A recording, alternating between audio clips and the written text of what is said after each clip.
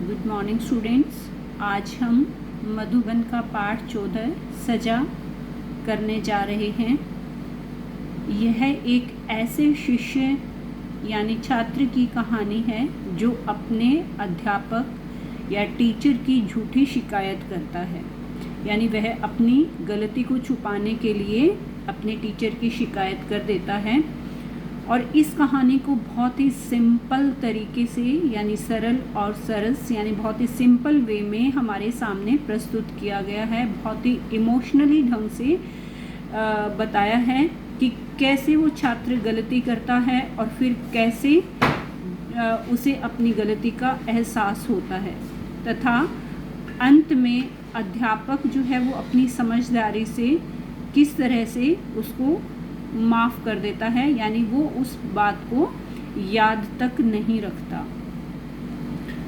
तो चलिए बेटा चैप्टर स्टार्ट करते हैं। बहुत दिनों बाद गांव लौटना कितना सुखद होता है, यह बात वे ही जानते हैं जिन्होंने अपने बचपन को बहुत चाहा हो। यानी जो शिष्य है जिसके बारे में बताया है कि जिसने वो झूठी शिकायत की थी, उसके बारे में बताया है कि वो कह रहा है, वो अपनी स्टोरी बता रहा है कि किस तरह से जब काफ़ी दिनों के बाद या बहुत दिनों के बाद जब हम गांव में लौटते हैं तो कितना सुखदायी होता है। और ये इस बात को सिर्फ वही महसूस कर सकते हैं जिन्होंने अपना बचपन जो है वो गांव में बिताया हो या उनकी अटैचमेंट वहाँ रही हो। जिन लोगों की जड़ें धरती की मिट्टी से उखड़कर बेकार की चीज़ों के आनंद में बिखरकर सांसारिक सुख के रास्ते में धन और सत्ता के संग्रह मतलब इकट्ठा करना में अवरुद्ध मतलब रुकना कि अवरुद्ध हो जाती हैं, उनके लिए तो उनका बचपन विस्मृति के समुद्र में फेंक देने की चीज़ होता है। यानी कहने का भाव यहाँ पर क्या है कि जो लोग अपनी मिट्टी से प्यार नहीं करते, अपने गांव से प्यार नहीं करते और वो सांसारिक जीवन में उलझ कर यानी वो धन कमाने के लिए, वो मान सम्मान प्राप्त करने के लिए वो जो आजकल की जो दौड़ है उसमें दौड़ने लगते हैं, उसमें चले जाते हैं, वो उनके लिए गांव में जाना या गांव में रहना या अपने बचपन को याद करना उनके लिए कोई मायने नहीं रखता। यानी वो सिर्फ सांसारिक सुख को प्राप्त करने के लिए उनमें उलझ कर रह जाते हैं और वो अपने बचपन को याद नहीं करते हैं। मेरे लिए मेरे बचपन के मायने हैं हरी भरी घास में महकते मैदान, उन मैदानों में फैली खामोशी जो धीमी से धीमी आवाज़ में झंकृत हो उठते हैं, पीपल की सघन झुरमटों के बीच से एकाएक दिखाई देने वाले सुनहरी पक्षी के गीत। यानी ये जिसने अपनी स्टोरी बताई है वो कहता है कि मेरे लिए तो बचपन के बहुत सारे मायने हैं। यानी वो कहता है कि मैं अपने बचपन को बहुत अच्छे से याद करता हूँ क्योंकि मैं वहाँ से जहाँ मेरा बचपन बीता वहाँ मैं दिल से जुड़ा हुआ हूँ कि वहाँ की हरी भरी घास से महकते मैदान और उन मैदानों में फैली खामोशी यानी वहाँ का जो शांत वातावरण है और जो धीमे से धीमी आवाज़ को झंकृत हो उठे, यानी वहाँ का जो वातावरण था वो इतना शांत होता है कि चाहे कितनी ही धीमी आवाज़ आए लेकिन वह भी कानों में गूंज उठती है। पीपल के सघन मतलब घने झुरमुटों यानी जो झुंड पीपल का पेड़ होता है उसकी टहनियाँ आपस में इस तरह से मिली होती हैं कि वो झुरमुट के समान लगती हैं कि उनके बीच में एकाएक एकदम से दिखाई देने वाले किसी सुनहरे पक्षी के गीत, कि वहाँ का वातावरण इतना शांत होता है कि पीपल के पेड़ के ऊपर अगर कोई पक्षी बैठा गीत गाता है, चाहे वो कितनी धीमी आवाज़ में गाए लेकिन वह आवाज़ भी कानों में झनकार के समान यानी गूंज उठती है। बहुत वर्षों के बाद मैं गांव लौटा था। गांव में बहुत कुछ बदल गया था, रास्ते बदल गए थे, मकान बदल गए थे, स्कूल का भवन नया बन गया था। वो कहता है कि मैं बहुत दिनों के बाद गाँव में आया था तो वहाँ सब कुछ बदला था। कुएं पर पंप और सार्वजनिक नल लग गए थे कि जो कुआं था उनके गांव का उस पर भी पंप लगा दिए गए थे और वहाँ पर नल लगा दिए गए थे, यानी गांव में काफ़ी प्रोग्रेस हो गई थी। पर समुद्र तट वाला विस्तृत क्षेत्र, विस्तृत मतलब बड़ा, जो बहुत बड़ा एरिया था, क्षेत्र अभी वैसा का वैसा था। वो कहता है कि समुद्र के तट के का जो आसपास का क्षेत्र था, जो एरिया था, वो एज इट इज़ था, बाकी सब कुछ बदल गया था। किनारे की पट्टी पर दूर तक पसरा हुआ झाऊ के वृक्षों का वन, अत्यंत निर्मल रेत का आंचल और किनारे से दिखती दूर बहती सफ़ेद पालों वाली नौकाएं, पहले तो यूँ लगता मानो एक ही जहाज है समुद्र की यात्रा पर अकेला चला जा रहा है। यानी जो जहाज है, नौकाएं जो थी वो कैसे लग रही हैं कि कोई जहाज है और वह समुद्र यात्रा पर अकेला ही जा रहा है। तभी दूसरा दिखता, फिर तीसरा और चौथा। रात को उन नौकाओं में दीप जलते, मछुआरे मछली पकड़ते। जीवन में शांति और नीरवता का कोई अनुभव स्थायी रहा तो यही। वो कहता है कि उसने समुद्र के किनारे का वर्णन किया है कि वहाँ का जो वातावरण था वो कैसा था, और वो कहता है कि जीवन में शांति और नीरवता यानी खामोशी का कोई अनुभव रहा हो तो यही है कि यहाँ ये जो चीज़ें हैं ये मुझे बहुत ही शांति प्रदान करती हैं। इस सफ़ेद रेत पर बैठकर उफनते समुद्र में बहती पालदार नौकाओं को निहारते रहने का। यानी वो कहता है कि मुझे सबसे ज़्यादा शांति जो है वो यहाँ पर इस उफनते समुद्र के पास बैठकर इन नौकाओं को निहारने में प्राप्त होती थी। समुद्र तट पर आकर मैं खड़ा हुआ कि मुझे गणित वाले मास्टर जी याद आ गए। फिर वो कहता है कि जैसे ही मैं अपने गांव आया और समुद्र के किनारे आकर खड़ा हुआ तो मुझे अपने मास्टर जी याद आ गए, यानी उसे अपने मैथ्स टीचर याद आ गए। वे यहीं रहते थे। हरी सुंदर बाड़ लगा आंगन और छोटा सा मकान। उन दिनों हम लोग शिक्षकों यानी टीचर से बहुत डरते थे, पर कभी कभी उनका मजाक भी उड़ाते थे। हवा के शुद्ध और स्वच्छ महासागर में जिस तरह से धुएं के प्रदूषण की पहली धारा प्रविष्ट होती है, वो कहता है कि बिल्कुल जैसे मान लो कि कोई शुद्ध और बिल्कुल स्वच्छ वातावरण हो और वहाँ पर कोई धुएं की, कोई प्रदूषण की कोई भी पहली धारा, मान लो वहाँ पर थोड़ा सा भी प्रदूषण हो जाता है, प्रविष्ट यानी प्रवेश होती है। मैं थोड़ा बड़ा हुआ कि मेरे तरल श्वास मतलब सांस में एक प्रदूषण घुमड़ने यानी प्रदूषण ने जन्म ले लिया।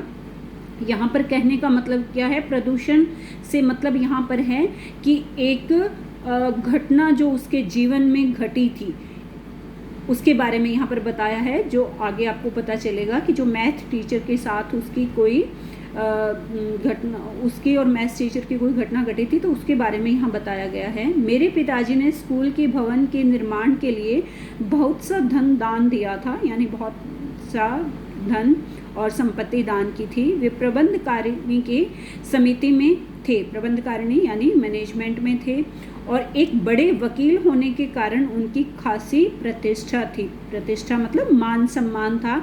इस बात का मुझे तब पता चला जब उन्होंने मुझसे एक बार पूछा, तुम्हारे मास्टर तुम्हें ठीक से पढ़ाते तो हैं, तुम्हें कोई तंग करे तो बताना, सीधा कर दूंगा उसे। यानी वो कहते पहले मुझे नहीं पता था कि मेरे पिताजी एक बड़े वकील हैं और उनका स्कूल में बहुत रुतबा है, लेकिन कब पता चला? जब उन्होंने कहा कि तुम्हें कोई भी मास्टर तंग करे तो मुझे बताना, मैं उसे सीधा कर दूंगा। पहले तो मैं स्तंभित रह गया, स्तंभित मतलब स्तब्ध यानी आश्चर्यचकित रह गया कि नाटे कद के, नाटे मतलब छोटे कद के दुबले पतले मेरे पिताजी हमारे ताकतवर हट्टे कट्टे मास्टर जी को कैसे सीधा कर सकेंगे। यानी वो छोटा था तो उसे लगा कि पिताजी तो छोटे कद के हैं, मास्टर जी इतने हट्टे कट्टे हैं कि वो सीधा कैसे करेंगे। बाद में मैं समझा कि वह पैसों और प्रतिष्ठा की ताकत थी जिसने उन्हें यह कहने की शक्ति दी थी। वो कहते मुझे बाद में समझ आया कि मेरे पिताजी पैसों के और अपने रुतबे के बल पर ये बात कह रहे थे। उन्हीं दिनों मैंने एक अपराध किया, यानी जो उन दिनों की बात है जब उनके पिताजी ने उनको ये कहा था, तब की वो कहानी बताता है कि मैंने क्या गलती की थी। अपराध तो उसे मैं आज कह रहा हूँ, उन दिनों तो वह एक पराक्रम था। पराक्रम यानी साहस। वो कहता है अब जब मैं बड़ा हुआ हूँ तो मुझे पता चला कि मैंने कितनी बड़ी गलती की थी, मैंने अपराध किया था। उस टाइम तो वह मुझे साहस लग रहा था। गणित की परीक्षा थी, यानी मैथ्स की उनकी परीक्षा थी। परीक्षा से पहले के दिनों में मैंने बहुत मौज मस्ती की थी, बहुत सैर सपाटे किए थे। मेरे दोस्त भी मेरी तरह थे, पर उन लोगों ने अंतिम दिनों में परीक्षा की तैयारी कर ली थी। यानी उन्होंने तो सबने प्रिपरेशन कर ली थी, लेकिन मैंने नहीं की थी। अकेला मैं ही रह गया बिना कोई तैयारी किए। परीक्षा में मुझे कुछ भी नहीं आया। आधे घंटे तक कोशिश करने के बाद भी मुझसे पहला सवाल हल नहीं हुआ। मैं अंदर ही अंदर कांपने लगा। फेल हुआ तो बहुत बड़ी बेइज्जती थी। वो कहता है कि अब मुझे डर लगने लगा कि अगर मैं फेल हो गया तो इंसल्ट हो जाएगी। मैंने एक चिट यानी पर्ची लिखकर पास वाले लड़के के पास खिसका दी। मुझे सवाल नहीं आता, अपनी नकल कर लेने दो। वह बेचारा भला लड़का था। मास्टर जी की निगाह बचाकर उसने अपनी कॉपी इस तरह से रख दी कि मैं सब कुछ देख सकूं। मैं तेजी से नकल करने लगा। मैं इस काम में इतना निमग्न मतलब मस्त था कि मैं इतना खो गया था कि मुझे किसी दूसरे का ध्यान तक न रहा। यानी वो कहता मैं चीटिंग में इतना मस्त हो गया कि मुझे कुछ पता ही नहीं चला कि कोई मुझे देख भी रहा है। तभी अचानक मेरी गर्दन पर किसी का हाथ पड़ा। यह गणित वाले मास्टर जी का हाथ था। मास्टर जी ने क्या कहा कि क्या कर रहे हो? उन्होंने तेज स्वर में पूछा। मैं कांपने लगा, यानी मैं एकदम से डर गया और कांपने लगा। उन्होंने पास वाले लड़के की तरफ देखा, उसकी कॉपी ली और मेरी भी। दोनों का मिलान किया, यानी मैच किया गया। यह सब इतनी फुर्ती से, इतनी खामोशी से किया गया कि कक्षा के दूसरे लड़कों का ध्यान भी नहीं गया।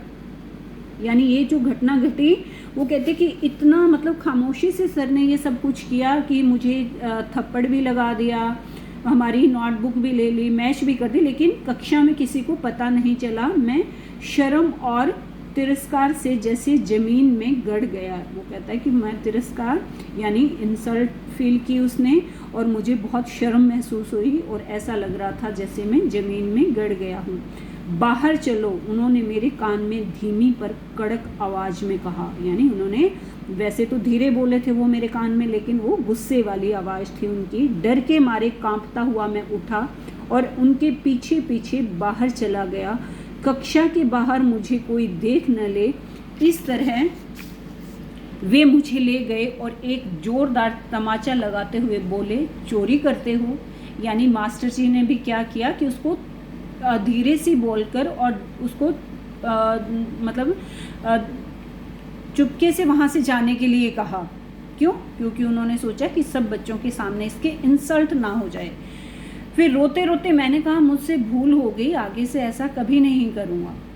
उसने माफ़ी मांग ली कि आगे से नहीं करूँगा। उन्होंने मुझे अंदर भेज दिया। मैं समझ गया कि दूसरे लड़कों के सामने वे मुझे बेइज्जत करना नहीं चाहते थे।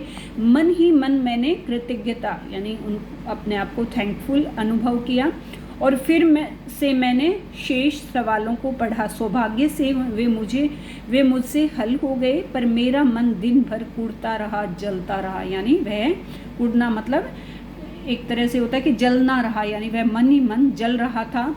पता नहीं यह मेरे गुनाह की वजह से था अथवा मुझे दी गई सजा के कारण। वो कहता है कि पता नहीं ये कुढ़न किस चीज़ की थी, कि एक तो या तो मैंने गलती की थी उसकी थी, या मुझे सजा यानी जो मुझे स्लैप जो सर ने, जो उनके मैथ्स टीचर ने लगाया था, कि शायद उस वजह से था।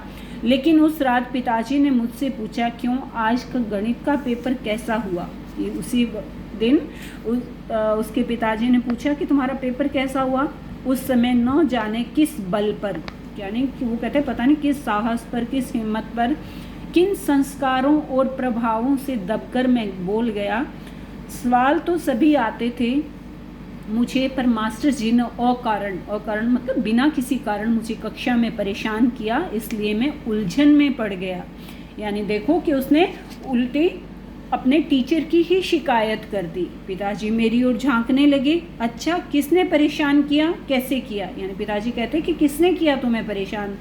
झूठ के रास्ते पर मैंने घोड़ा दौड़ा दिया था और अब लगाम मेरे हाथ में नहीं थी। मैं बोला, ऑफिस में बुलाकर बिना बात मुझे तमाचा मारा। और वो कहते हैं मैंने तो झूठ बोलना शुरू कर दिया। अब मेरे बस की बात नहीं थी कि कितना झूठ बोलना है कितना नहीं। मैंने एक नई स्टोरी बना ली थी। उन्होंने आश्चर्य के साथ पूछा, बिना बात मारा? मैंने नितांत मतलब बिल्कुल, धृष्ट मतलब बिना शर्म के लज्जा रहित बन गया था। यानी मैं बिल्कुल मैंने शर्म छोड़ दी थी, यानी मैं इस तरह से झूठ बोल रहा था। हाँ, बिल्कुल बेबात बोले, तेरे पिता ने भवन निर्माण के लिए दान दिया तो कोई बहुत बड़ा उपकार नहीं किया। देखो यहाँ पर उसने कितना बड़ा झूठ बोल दिया था।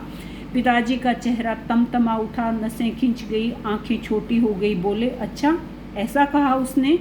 कुछ देर तक वे सोचते रहे, फिर बोले, ठीक है जा सो जा। यानी उनका बहुत ज़्यादा गुस्सा आ गया था उनके पिता को।